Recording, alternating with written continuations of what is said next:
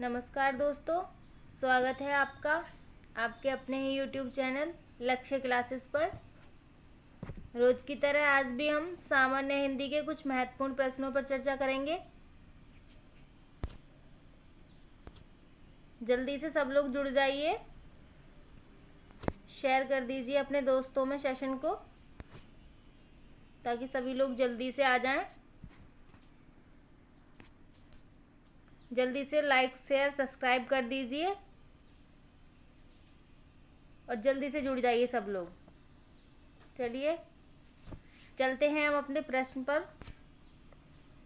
पहला प्रश्न है हमारा, भारतवर्ष में हिंदी को आप किस वर्ग में रखेंगे? भारतवर्ष में हिंदी को किस वर्ग में रखेंगे? कमेंट बॉक्स में आप आंसर दे सकते हैं। राजभाषा, राष्ट्रीय भाषा, द्विभाषा या तकनीकी भाषा? जल्दी से आंसर दीजिए सब। इस प्रश्न का आंसर सभी का आना चाहिए। बहुत अच्छे। चलिए आंसर बता देते हैं। आंसर होगा इसका राजभाषा। हिंदी को किस वर्ग में रखा है? राजभाषा में। चलिए चलते हैं अपने दूसरे प्रश्न पर। भारतीय संविधान में किस अनुच्छेद में राजभाषा संबंधी प्रावधानों का उल्लेख है? आंसर आप कमेंट बॉक्स में दे दें। ऑप्शन है 343 से 351, 334 से 315, 443 से 135 और 334 से 153। आंसर कमेंट बॉक्स में दीजिए जल्दी से। भारतीय संविधान में किन अनुच्छेदों में राजभाषा संबंधी प्रावधानों का उल्लेख है? इस प्रश्न का आंसर भी सभी लोगों का आना चाहिए। बहुत ही आसान प्रश्न है और कई बार आपको सर ने भी पढ़ाया है। चलिए आंसर बता देते हैं। आंसर है इसका फर्स्ट, 343 से 351 तक। चलिए चलते हैं अपने नेक्स्ट प्रश्न पर। भारतीय संविधान की 8वीं अनुसूची में शामिल भाषाओं की संख्या कितनी है? आंसर बताइए कमेंट बॉक्स में। 14, 15, 18, 22। 8वीं अनुसूची में शामिल भाषाएं कितनी हैं? जल्दी बताइए कमेंट बॉक्स में। बहुत ही इजी प्रश्न है। बहुत अच्छे, सभी का आंसर सही है। चलिए आंसर बता देते हैं अब। आंसर होगा 22 भाषाओं को रखा गया है। चलते हैं अपने दूसरे प्रश्न पर। हिंदी दिवस मनाया जाता है। इस प्रश्न का आंसर तो सबका ही आना चाहिए। कब मनाया जाता है हिंदी दिवस? हिंदी दिवस मनाया जाता है, कमेंट बॉक्स में जल्दी से आंसर दीजिए। अपने अपने आंसर दीजिए कमेंट बॉक्स में। चलिए आंसर ले लेते हैं। आंसर क्या होगा इसका? 14 सितंबर को। चलिए चलते हैं अपने 5वें प्रश्न पर। निम्न में से कंठ ध्वनियाँ कौन सी हैं? का और खा, या और रा, चा और छा, चा और जा, टा और अणा। कौन सी हैं कंठ ध्वनियाँ? जल्दी से कमेंट बॉक्स में आंसर दे दीजिए।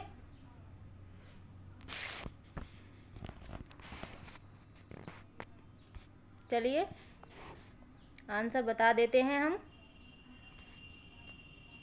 कौन सी होंगी कंठ ध्वनियाँ? कौन सी होती हैं हमारी? आंसर होगा का और खा। अब एक बार देख लेते हैं कंठ ध्वनियाँ होती कौन कौन सी हैं।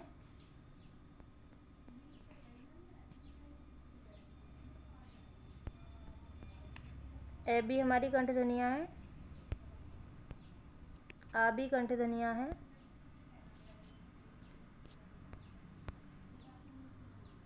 अनहैवी कंठ ध्वनियाँ हैं और हैवी कंठ ध्वनियाँ हैं। क वर्ग, क वर्ग भी कंठ ध्वनि में आता है पूरा। ये सारी क्या है, हमारी कंठ ध्वनियाँ हैं। चलिए आते हैं अपने नेक्स्ट प्रश्न पर। निम्न में बताइए कि किस शब्द में द्वित व्यंजन है। द्वित व्यंजन बताना है आपको, किस शब्द में है। पुनः में है, इलाहाबाद में, दिल्ली में या उत्साह में। कमेंट बॉक्स में आंसर दे दीजिए अपना अपना। बहुत ही कम लोग हैं, शेयर कर दीजिए, सेशन को शेयर करते रहें, लाइक भी कर दिया करो। चलिए आंसर ले लेते हैं। आंसर क्या होगा इसका, दिल्ली। द्वित ध्वनियाँ कौन कौन सी होती हैं, जैसे शब्द होता है बच्चा, आदि चय और पूरी चय बनी हुई है। दिल्ली में आदि लय और पूरी लय बनी हुई है।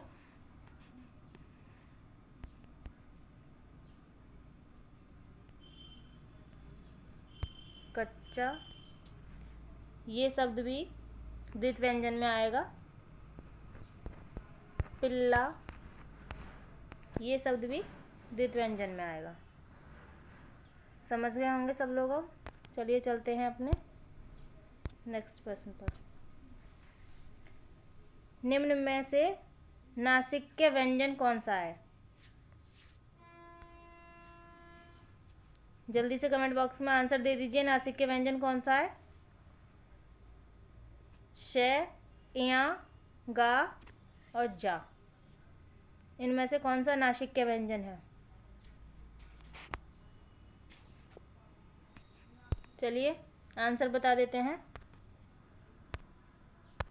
आंसर होगा इसका या। या जो है वो नासिक्य व्यंजन है।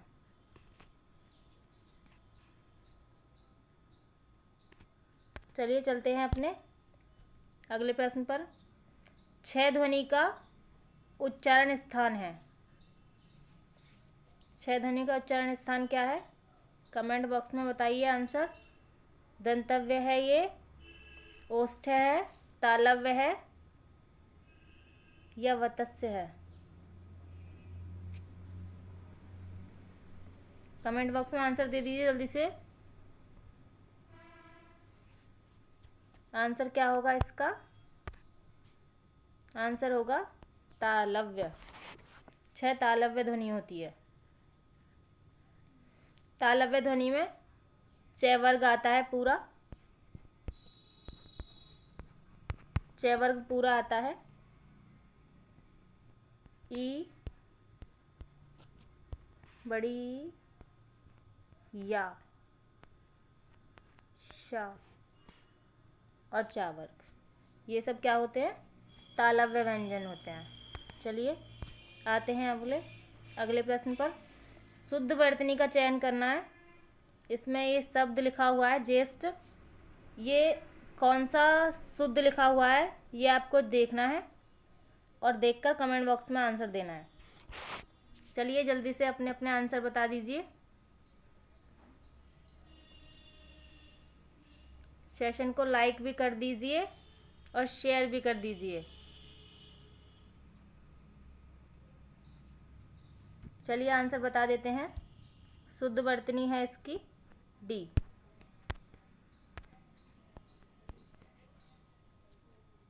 चलते हैं अपने अगले प्रश्न पर।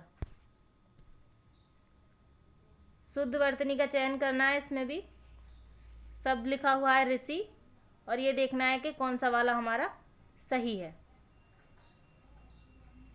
जल्दी से कमेंट बॉक्स में आंसर दे दीजिए।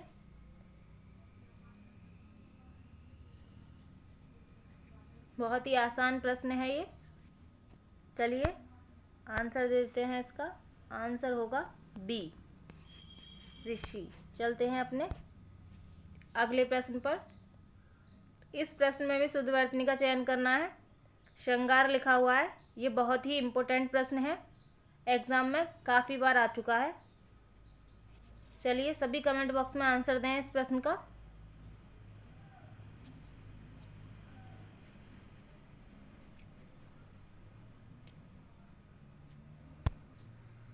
आंसर बता देते हैं। चलो, इस प्रश्न में आंसर होगा इसका ए, पर इसमें थोड़ा सा आपको बदलाव करना है।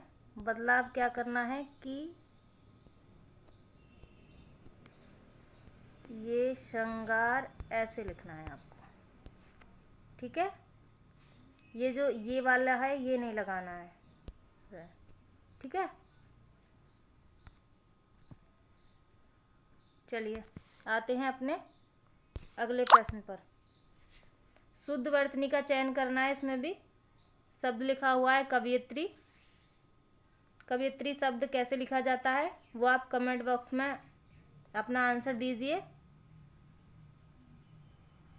जल्दी जल्दी कमेंट किया करें।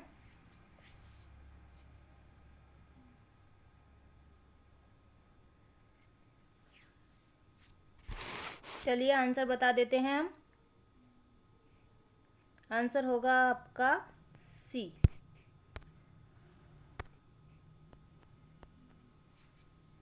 आंसर क्या होगा? सी होगा आपका आंसर। चलिए चलते हैं अपने नेक्स्ट प्रश्न पर। ज्योत्सना लिखा हुआ है और इस शब्द को शुद्ध पूछा है। शुद्ध रूप कौन सा होगा इसका? कमेंट बॉक्स में आंसर दे दीजिए कौन सा सही है।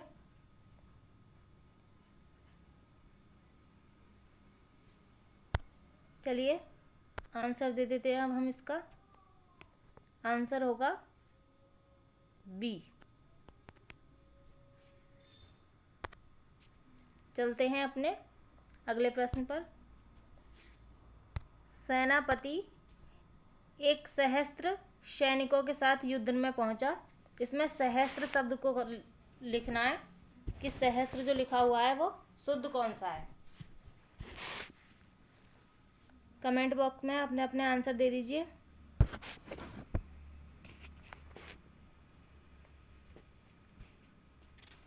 चलिए आंसर बता देते हैं इसका। आंसर क्या होगा? सी आंसर होगा इसका। सहस्त्र ऐसे लिखा जाता है। चलिए चलते हैं अपने अगले प्रश्न पर। जहाँ उपमेय में उपमान की संभावना व्यक्त की जाती है वहाँ उत्प्रेक्षा अलंकार होता है। अब पूछा यह है कि उत्प्रेक्षा लिखा कैसे जाता है। चलिए कमेंट बॉक्स में अपना अपना आंसर दे दीजिए।